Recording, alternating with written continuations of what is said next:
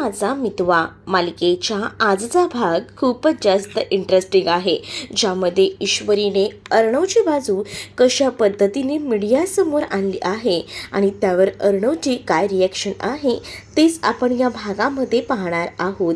त्यामुळे व्हिडिओ शेवटपर्यंत नक्कीच बघा. चला तर मग आजच्या भागाला आपण सुरुवात करूया. सगळ्यात आधी आपण पाहतो की अर्णव आणि ईश्वरी हे बाहेर असतात, कारण ते मोबाईल रिपेअर करायला गेलेले असतात आणि त्याच वेळेला डायरेक्टली अर्णवच्या घराकडे काही लोकांचा मोर्चा येतो, ज्यामध्ये अर्णवच्या नावाच्या घोषणा जोरजोरामध्ये होत असतात. अर्णव राजशिर्के हाय हाय असं म्हणून सगळीच जण आवाज करत असतात. इकडे ईश्वरी अर्णवला म्हणत असते की मला जरा माझ्या आईकडे सोडाल का, म्हणजे ना मला आईकडे जायचं होतं, थोडं काम होतं. त्यावर अर्णव तिला हो म्हणतो आणि तिला सोडणारच असतो. तेवढ्यातच आता मामाचा कॉल येतो. मामा अर्णवला इथली घडलेली सत्य परिस्थिती सांगू लागतो आणि त्यामुळेच ना आता अर्णव म्हणतो की काय मामा, एवढं सगळं झालंय, बापरे, थांब, अरे कशामुळे, पण का आलेत ते, असंही विचारलं जातं. पण मामाच्या बॅकग्राऊंडला इतका आवाज असतो ना की त्याला अर्णवचा आवाज ना नीट ऐकूही येत नसतो. इकडे अर्णव विचारायचा प्रयत्न करतो, पण ते विचारणंही अर्धवटच राहतं आणि त्यामुळे काहीच समजत नसतं. खूपच जास्त टेन्शन आता मामाला आलेलं असतं की काय करावं आणि काय नाही हे काही देखील आता सुचत नसतं. विचारत असतो, अरे मामा आवाज नाही येते, बोल ना. तोपर्यंत मामाचा कॉल कट झालेला असतो. इकडे ईश्वरी अर्णवला विचारते की काय झालं आहे अर्णव सर, सांगा ना नीट. त्यावर अर्णव म्हणतो की मामा काहीतरी बोलत होता की मीडियावाले आलेत घरामध्ये, खूप किओस चालू आहे. मग ईश्वरी आणि अर्णव लवकरच जायला निघतात. ईश्वरी आणि अर्णव जे आहेत ते मात्र आता गाडीत बसतात आणि घरी जायला निघतात, कारण त्यांनाही असंच वाटत असतं की नेमकं झालंय तरी काय घरात, हे तर बघावंच लागणार आहे आणि यासाठी त्यांची घाई गडबड आता सुरू होते. दुसरीकडे अर्णव आणि ईश्वरी गाडीने तर जायचा प्रयत्न करत असतातच आणि त्याच वेळेला ना आता अर्णवला फोन येतो शिर्केंचा. तर शिर्के देखील अर्णवला कॉल करून आता हेच सांगू लागतात की खूप जास्त गडबड झाली आहे इकडे, त्यामुळे ना जरा ऑफिसमध्ये याल का, कारण ना इकडे सगळीजणं त्या शलाका मर्डर केस संदर्भात तुम्हालाच इन्व्हॉल्व करत आहेत आणि जोरजोरात घोषणाही करतायत, हेही आता म्हटलं जातं. तर दुसरीकडे अर्णव त्यांना सांगतो की मी ऑलरेडी घरी जायला निघालो आहे, तिथेही काही मीडियावाले आले आहेत, त्यामुळे ऑफिसचं काही ते मॅनेज करून घ्या शिर्के, असं देखील अर्णवने आता सांगितलेलं असतं. तर त्यानंतर ईश्वरी आणि त्याचसोबत अर्णव घराकडे पटकीने जायला निघतात, कारण घराची जी अवस्था असते ती सुद्धा थोडीशी अशी नाजूक असते. अर्णव आणि ईश्वरीला पटकन घरी जाणं खूप जास्त गरजेचं असतं आणि यासाठी अर्णव आणि ईश्वरी घाईघाईने निघालेले असतात. अर्णव ईश्वरी जेव्हा निघतात ना तेव्हा मात्र इकडे पत्रकार जोरजोरामध्ये अर्णवच्या नावाने घोषणा देत असतात. अर्णव राजशिर्के हाय हाय, अर्णव राजशिर्के हाय हाय, आता कुठे लपून बसलाय अर्णव राजशिर्के, असं देखील काही पत्रकार म्हणत असतात. या पत्रकारांना बोलताना जराही तारतम्य नसतं, जे तोंडाला येईल ते बोलत असतात. इकडे आजीला मात्र या सगळ्याचा खूप जास्त त्रास होत असतो. आजी म्हणत असते की तुम्ही जे काही म्हणताय ना ते चुकीचं आहे, उगाच ना माझ्या मुलाला तुम्ही टॉर्चर करू नका, त्यानं काही देखील केलेलं नाही आहे, उगाचच बोंबलून घर डोक्यावर घेऊ नका, असं देखील म्हटलं जातं. दुसरीकडे आता अर्णव आणि ईश्वरी घराकडे पोचलेली असतात. घाईघाईने अर्णव धावतच त्या मीडियावाल्यांच्या समोर जातो आणि त्याच वेळेला जेव्हा आता तो सगळ्यांसमोर जातो ना तेव्हा त्या सगळ्यांनाही म्हणतो, काय चालू आहे, काय काम काय आहे तुमचं, ते स्पष्टच बोला. मग आता सगळे मीडियावाले शलाकाच्या केसमध्ये अर्णवला अटक झालीच पाहिजे या नावाच्या घोषणा करू लागतात आणि त्याच वेळेला ते म्हणतात की तुम्हीच हे सगळं काही घडवून आणलेलं आहे, तुमच्या ऑफिसमधल्या कर्मचाऱ्यासोबत जे काही झालेलं आहे त्यावर तुम्ही काहीच बोलणार नाही आहात का? मला सांगा. यावर आवाज उठलाच पाहिजे. बोला, सगळ्या प्रश्नांची उत्तरं द्या, असं देखील आता म्हटलं जातं. जेव्हा या सगळ्या गोष्टी केल्या जातात तेव्हा मात्र आता अर्णव म्हणतो की काय?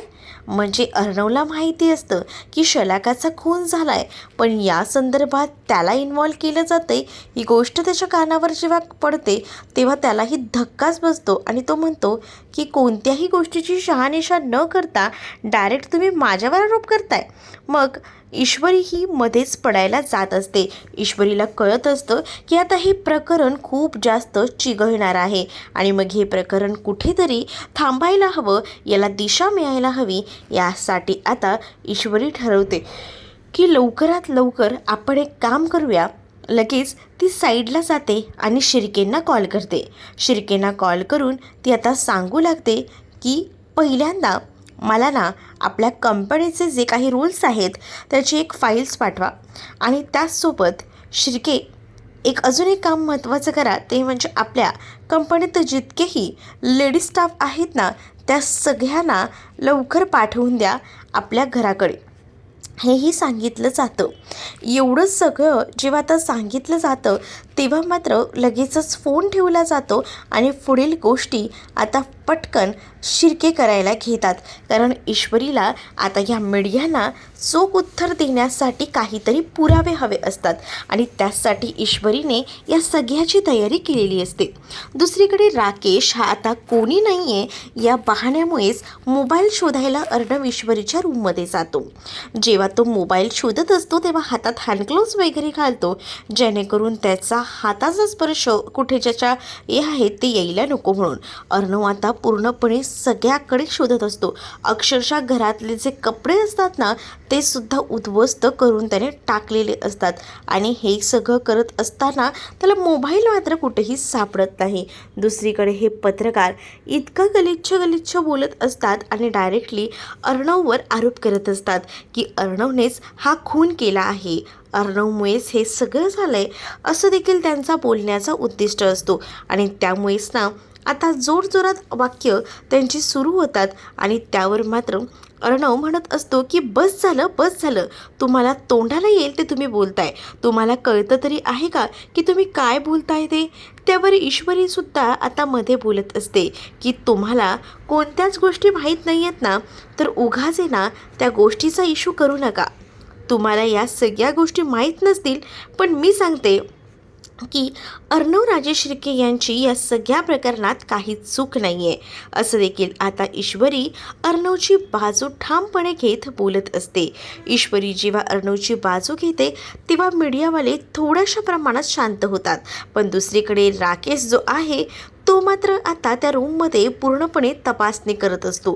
कुठे काही सापडतंय का, कुठे काही आहे का, या सगळ्या गोष्टींचा तो व्यवस्थितपणे अभ्यास करत असतो, पण त्याला कुठेही तो मोबाईल सापडत नाही.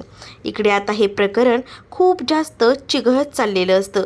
मामा देखील मीडियावाल्यांना सांगत असतात की तुमचा काहीतरी गैरसमज होतोय, उगाच ना अर्णववर चुकीचे आरोप करू नका. पण तरीसुद्धा अर्णववर आरोप केले जातात.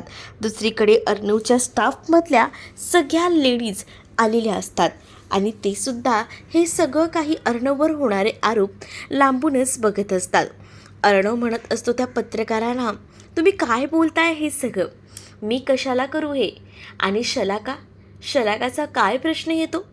नाही तुम्ही हे सगळे चुकीचे आरोप करताय, अर्णवचं हेच म्हणणं असतं. पण इकडे पत्रकार यांना पट्टी पडवलेली असते, त्यामुळे पत्रकार जी काही घोषणा करत असतात ना त्यामुळे आता सगळेच पत्रकारांना ईश्वरी उत्तर द्यायचं ठरवत असते. अर्णवला तर आता कळत नसतं की काय बोलावं ते, कारण सगळेच जण आता अगदीच मूर्खासारखे अर्णववर आरोप करत असतात. पण त्याच वेळेला स्टाफमधले मेंबर यांना या सगळ्या गोष्टी खोट्या आहेत हे देखील माहिती असतं आणि ते सुद्धा आश्चर्याने बघत राहतात. पण या सगळ्या प्रकरणात ना ईश्वरी अर्णवच्या पाठीशी खंबीरपणे उभी असते. अर्णव मीडियासमोर जेव्हा काहीच बोलू शकत नसतो, तो हरलेला असतो, तेव्हा ईश्वरीच या सगळ्यामध्ये स्टँड घेते आणि ईश्वरी बोलायला सुरुवात करते. जशी आता ईश्वरी बोलायला सुरुवात करते ना, तेव्हा मात्र आता इकडे आजी मामा हे सुद्धा एकमेकांकडे बघू लागतात, कारण त्या लोकांना कोणालाच अर्णवची बाजू घेऊन बोलता येत नव्हतं. पण आता राकेश हे सगळं काही बघत असतो, पण मोबाईल त्याला कुठेही सापडत नाही आणि त्यामुळेच ना राकेशची सगळीकडून गोची झालेली असते. कळतच नसतं की आता काय करू कुठे ठेवला असेल या लोकांनी मोबाईल. एवढं सगळं बाहेर प्रकरण चाललंय तोपर्यंत ह्याचं मोबाईल शोधण्याचं काम सुरू असतं, कारण हे सगळं अरेंज तर त्याने त्याचसाठी करून आणलेलं असतं, जेणेकरून त्याला तो मोबाईल नीट पटकन शोधता येईल म्हणून. पण त्याला आता रूममध्ये कुठेही मोबाईल भेटणारच नसतो, कारण तो मोबाईल ऑलरेडी रिपेरिंगला दिलेला असतो. त्यामुळे तो मोबाईल त्याला रूममध्ये कुठेही सापडत नाही. तरीसुद्धा तो वर इकडे तिकडे सगळीकडे तो मोबाईल शोधत असतो, पण नाही, मोबाईल कुठेच सापडत नाही. आणि त्यामुळेच ना आता राकेशची खूप जास्त चिडचिड होऊ लागलेली असते. तो म्हणत असतो की कुठे टाकलाय हा मोबाईल. खरंच ना हे दोघं पण ना इतके मूर्ख असतील ना की मोबाईलही धड ठेवता येत नाही यांना, असंही आता म्हटलं जातं. तर दुसरीकडे तो मोबाईल भेटत नाही म्हणून अस्वस्थ असतो. त्याला माहिती असतं की अर्णव ईश्वरीकडेच मोबाईल आहे. मग मोबाईल नेमका गेला कुठे? सगळीकडे कपाट, त्याचसोबत जे ड्रॉवर असतात वरती काही कप्पे असतात त्यामध्ये सुद्धा त्याने मोबाईल शोधलेला असतो, पण तो मोबाईल कुठेच त्याला सापडलेला नसतो. त्यामुळे त्याची चिडचिड होत असते, कारण आता त्याचा सगळाच प्लॅन फ्लॉप होतोय का अशी भीती मनात कुठेतरी असते. म्हणूनच तो एकटाच बडबडत असतो. इकडे मात्र आता अर्णववर पुन्हा एकदा आरोप केले जात असतात. अर्णव राजे शिर्के हाय आता आमच्या प्रश्नांची उत्तरं मिळायलाच पाहिजे. अर्णव राजे शिर्केला अटक व्हायलाच पाहिजे. अर्णवच या सगळ्याला जबाबदार आहे अशा देखील घोषणा केल्या जातात. तुमच्या ऑफिसमध्ये एखाद्या महिलेचा खून होतोय आणि तुम्ही अजूनही त्या सगळ्या गोष्टी पाठीशी घालताय, याचा अर्थ हाच आहे की या सगळ्याला तुम्हीच जबाबदार आहात, असं बोलून आता अर्णवला धारेवर धरलं जातं. मग आता काही तिथे महिला कर्मचारी म्हणजेच नारी शक्तीच्या बायकासुद्धा आलेल्या असतात. त्यांनासुद्धा बोलवून घेतलेलं असतं अर्णवचं तोंड काळं करण्यासाठी. आणि त्याच वेळेला त्यातील एक बाई हाताला संपूर्ण काळं वगैरे फासूनच अर्णवच्या दिशेने यायला निघत असते. पण ईश्वरी आता तिथेच उभी असते. ईश्वरीला माहिती असतं की काहीतरी वेगळं घडणार आहे आणि त्यामुळेच ईश्वरी तिथे थांबून हे सगळा प्रकार बघत असते. जशी ती बाई अर्णवकडे हात घेऊन येते ना, तसं मात्र आता ईश्वरी तिचा हात थांबवते आणि तिचा हात मागे टाकते. त्याच वेळेला ईश्वरी म्हणत असते की काय हे, मी काही झालं ना तरीसुद्धा माझ्या नवऱ्याच्या तोंडाला तुम्हाला काळं फासू देणार नाही. तुम्हाला काय वाटतं या सगळ्यामध्ये माझा नवरा काहीच बोलत नाही आहे याचा अर्थ त्याची चूक आहे? तर हा तुमचा गैरसमज आहे. तुम्ही कोणत्याही गोष्टीची शहानिशा न करता इथपर्यंत येऊन पोचलेले आहात आणि सरळ सरळ माझ्या नवऱ्यावर आरोप करतायत. मुळात आहे ना, जो काही एक खटला आहे, जो काही प्रकरण आहे ज्यामध्ये तुम्ही म्हणताय की जी शलाका आहे तिच्या संदर्भातली गोष्ट आम्हा लोकांना तुम्ही सांगताय. खरं तर जेव्हा मलाही ही गोष्ट कळली तेव्हा मलाही हा मोठा धक्काच होता, कारण या सगळ्या गोष्टी आम्हालाही माहीत नव्हत्या की हे सगळं काही असं घडलं आहे. मग आता ईश्वरीला प्रश्न विचारले जातात, पण ईश्वरी आता शांत न राहता पडखरपणे उत्तरं देऊ लागते आणि ती म्हणत असते की तुम्ही विचारताच आहात ना, तर मी तुम्हाला सांगते. शलाका आमच्या कंपनीमध्ये काम करत होती, पण ती माझी चांगली मैत्रीण होती. तुम्हाला माहिती नसेल, पण जेव्हा ती इथून काम सोडून गेली होती तेव्हा ती तिच्या नवऱ्याबरोबर गावी राहायला गेली होती. खरं तर इथे जेव्हा ती आली होती तेव्हा तिने मला बऱ्याच गोष्टी तिच्या पर्सनल लाईफमधल्या शेअर केल्या होत्या. जसं की तिचं लग्न झालं आहे, पण तिच्या नवऱ्याकडनं तिला खूप जास्त त्रास झालेला आहे. तिच्या नवऱ्यामुळे तिला खूप जास्त त्रास सहन करावा लागला आहे आणि त्यातच ती नवऱ्याच्या शोधात इथपर्यंत आलेली होती आणि तिचे दागिने वगैरे सगळं काही नवऱ्यानं विकलेलं होतं. नवरा तिला खूप जास्त मारझोडही करायचा आणि त्याचसाठी ती इथं मुंबईला आली होती आणि तिने या सगळ्या गोष्टी मलाही सांगितलेल्या होत्या आणि त्या सगळ्या गोष्टी मी तुमच्यासमोर आता मांडते. उलट ती जेव्हा गावाला गेली तेव्हा तिने मला मेसेजही करून सांगितला होता की ती गावाला आता तिच्या नवऱ्यासोबत सुखाने आहे म्हणून. मग मला सांगा, जर ती इकडनं जॉब सोडून गावाला नवऱ्यासोबत सुखाने राहते, हा मला मेसेज येतोय, तर आम्हाला थोडी कळणार आहे की हा खून झाला आहे. आम्हाला अचानकपणे त्या दिवशी ही गोष्ट कळलेली आहे आणि या गोष्टीला आम्हीही काही पाठीशी घालत नाही आहोत. आम्हीही या सगळ्यामध्ये पुरावे शोधतच आहोत की आम्हालाही हेच वाटतं की ह्याच्यातला जो मुख्य आरोपी आहे हा आम्हाला शोधून काढायचा आहे आणि यासाठी आमची गडबड सुरू आहे. पण त्यातच तुम्ही अर्णव राजशिर्केवर वाटेल ते आरोप करताय. कोणतीही गोष्ट आधी विचारून चौकशी करून मगच आरोप करायला यायला हवे, ही साधी गोष्ट तुम्हा पत्रकारांना समजत नाही का, असं देखील ईश्वरी आता म्हणत असते.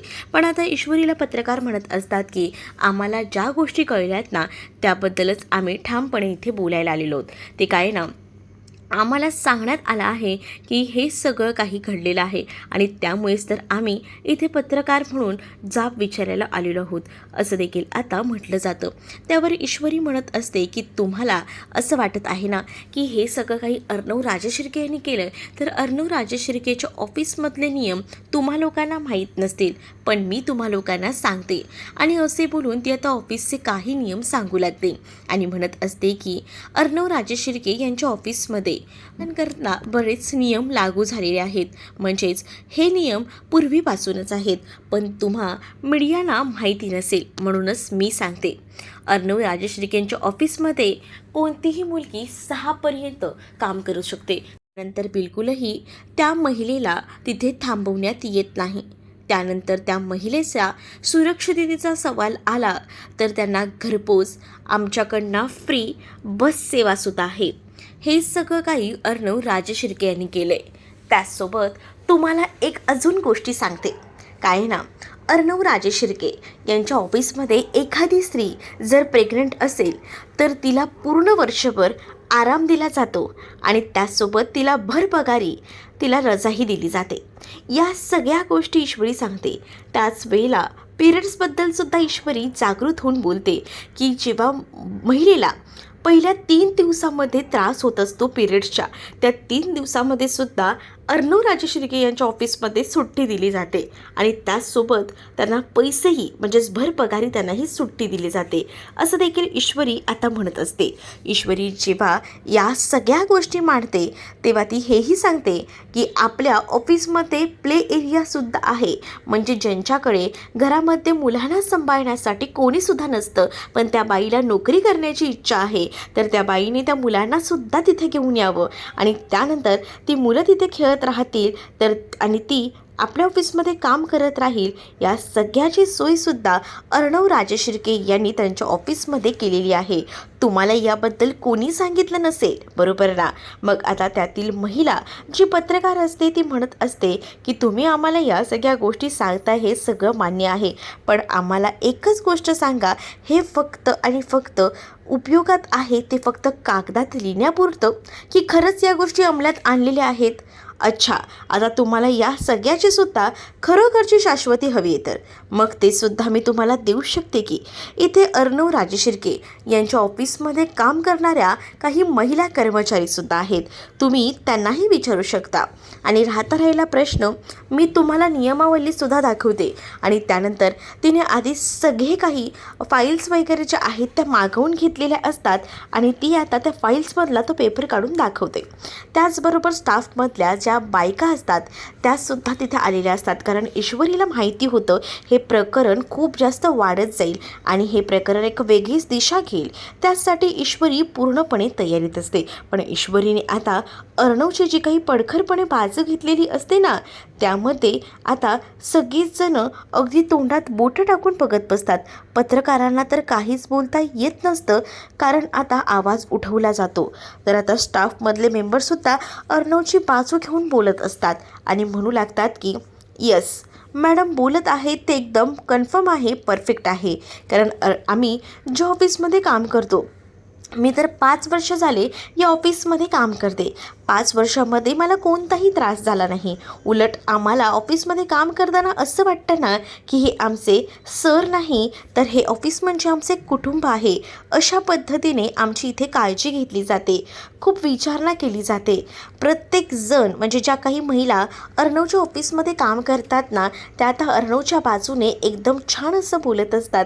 त्यामुळे पत्रकारसुद्धा आता निमूटपणे सगळ्या काही गोष्टी शांत ऐकून घेतात, कारण त्यांच्याकडे दुसरा पर्याय उरलेला नसतो. आता ईश्वरी ह्या पत्रकारांना हेही म्हणते की तुम्हाला काय फक्त एकच बाईट देणार नाही आहे, थांबा. बाकी कर्मचाऱ्यांना सुद्धा विचारलं जातं. मग आता दुसरी स्त्रीसुद्धा जी आताच नुकती कंपनीमध्ये जॉईन झालेली आहे, तीसुद्धा अर्णवची बाजू घेऊन आता बोलत असते आणि तीही म्हणत असते की हो बरोबर आहे, जे काही सांगण्यात येते ते एकदम परफेक्ट आहे. कारण मीही आता नुकतीच या कंपनीमध्ये जॉईन झाली आहे आणि मलाही या सगळ्याचा आधी वाटायचं की त्रास होईल, पण नाही. या कंपनीत आल्यापासताना मला खूप जास्त रिलॅक्स वाटते. मी 2 महिने झाली या कंपनीत जॉईन होऊन, पण आज मला खरंच मनापासून म्हणावंसं वाटते की कोणी जॉब करावा तर तो मात्र अर्णव राजशिर्के यांच्या ऑफिसमध्ये. कारण त्यांच्या ऑफिसमध्ये सगळ्याची सूट आहे, मुभा आहे आणि हे कुठेही भेटत नाही. याआधीसुद्धा मी बरीच कामं केलेली आहेत, असं देखील ती मुलगी आता बोलत असते. जेव्हा ही मुलगी हे सगळं काही बोलते तेव्हा पत्रकार शांतच राहतात. त्यांना आता काहीच बोलता येत नसतं. ईश्वरीने आता ज्या काही मुलींना बोलवलेलं असतं त्या मुली अर्णवच्या पाठीशी इतक्या खंबीरपणे उभ्या असतात ना, त्यामुळे अर्णवही खूप जास्त खुश होतो. पण या सगळ्या गोष्टींना अर्णवला इतक्या भारी या सगळ्या सिच्युएशनमध्ये मांडता आल्या नसत्या, जेवढ्या ईश्वरीने आज पत्रकारांसमोर मांडलेल्या होत्या. मग आता अर्णवच्या पत्रकारांना काहीच बोलत नाही, मात्र ईश्वरीनेच अर्णवच्या पत्रकारांना चांगलंच सडेतोड उत्तर दिलेलं असतं. त्यामुळे आता अर्णवलासुद्धा ईश्वरीबद्दल खूप काही आता वाटू लागलेलं असतं. मामा, त्याचसोबत इथे असणारी ही आजी यांना तर ईश्वरीचं आता खूपच जास्त कौतुक वाटतं. शेवटी अर्णवची बायको म्हणूनच ईश्वरी खूप जास्त कामात आली होती आणि तिने अर्णवची जी काही बाजू घेतलेली होती त्याच्यामध्ये अर्णवचं खूप जास्त नुकसान होणार होतं. पण अर्णवला तिने आता या पत्रकारांच्या नजरेतून खूप चांगल्या पद्धतीने वाचवलेलं होतं.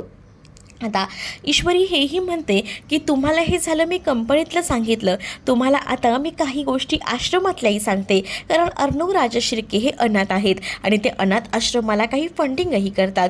तिथे असणाऱ्या मुलांचीसुद्धा ते आपुलकीनं काळजी घेतात, कारण तिथेही काही लहान मुलं आहेत आणि लहान मुलांची आपुलकीने आपण काळजी घ्यायलाच हवी. आणि तसंच अर्णव सरही घेतात. अर्णव सरांना विचारा किंवा तुम्ही आश्रमातील एका माणसाला विचारा. आता आश्रमातील तो माणूस देखील जो काही हे सगळं जबाबदाऱ्या सांभाळत असतो, तो व्यक्ती देखील तिथे आलेला असतो आणि तो सुद्धा आता बोलू लागतो आणि म्हणत असतो की हो बरोबर आहे, अर्णव राजशिर्के जेव्हा आमच्या एखाद्या आश्रमातील मुलाला जराही बरं नसलं ना तर स्वतः येऊन हजर असतात. त्याचसोबत त्यांच्या डॉक्टराची वगैरे सगळी सोयीसुद्धा अर्णव स्वतः करतात. अर्णव सर खरंच ना खूप ग्रेट आहेत असं देखील आता म्हटलं जात असतं. अर्णवच्या बाजूने इतकी चांगली पॉझिटिव्ह माणसं उभी राहिलेली असतात ना, त्यामुळे आता कोणीही म्हणजे कोणी काहीच बोलू शकत नसतं. सगळेच पत्रकार आता शांत राहतात, कारण त्यांच्याकडे दुसरा कोणताही पर्याय नसतो. मग आता ईश्वरीने एवढी सगळी बाजू घेऊन सांगितलेली असते, त्यामुळे पत्रकार आता चिडूचूपपणे सगळ्या गोष्टी ऐकतात. तर पुढील भागामध्ये हेही पाहायला मिळतं की ईश्वरी आता सांगत असते की मला ह्या सगळ्या गोष्टी कळत आहेत की तुम्हाला मुद्दामून कोणीतरी इथपर्यंत पाठवलेलं आहे खोटं सांगून, पण या सगळ्याची शहानिशा केल्याशिवाय मी शांत बसणार नाही. कारण मी सुद्धा ईश्वरी अर्णव राजशिर्के आहे आणि या सगळ्या गोष्टी मी शोधून काढेनच. आणि मी आज या मीडियासमोर वचन देते की हे जे कोणी केलं आहे ना त्याला मी स्वतः शोधून काढेन. आणि हे जेव्हा आता ईश्वरी बोलते तेव्हा मात्र आता पत्रकार शांतच राहतात. अर्णवला मात्र आता ईश्वरी त्याची बायको असल्याचा खूप जास्त अभिमान त्याच्या चेहऱ्यावरूनच वाटत असतो, तो जरी सांगत नसला ना तरीसुद्धा. कारण आता ईश्वरीने अर्णवची सगळी पडती बाजू पत्रकारांना सांगून अर्णवला खूप मोठ्या संकटातून वाचवलेलं असतं. त्यामुळे अर्णव ईश्वरीकडे पाहतच राहतो, कारण ईश्वरीने स्वतः अर्णवसोबत त्या ऑफिसमध्ये काम केलेलं होतं आणि त्यामुळे तिला काही नियम माहिती होते आणि त्यामुळेच तिने हे सगळं काही सांगितलेलं होतं. तर तुम्हाला हा भाग कसा वाटला आहे हे मला कमेंटमध्ये नक्कीच सांगा आणि अशाच नवनवीन भागांसाठी आपल्या चॅनललासुद्धा सबस्क्राईब करायला विसरू नका. चला तर मग भेटूया पुढच्या भागात. तोपर्यंत टाटा बाय.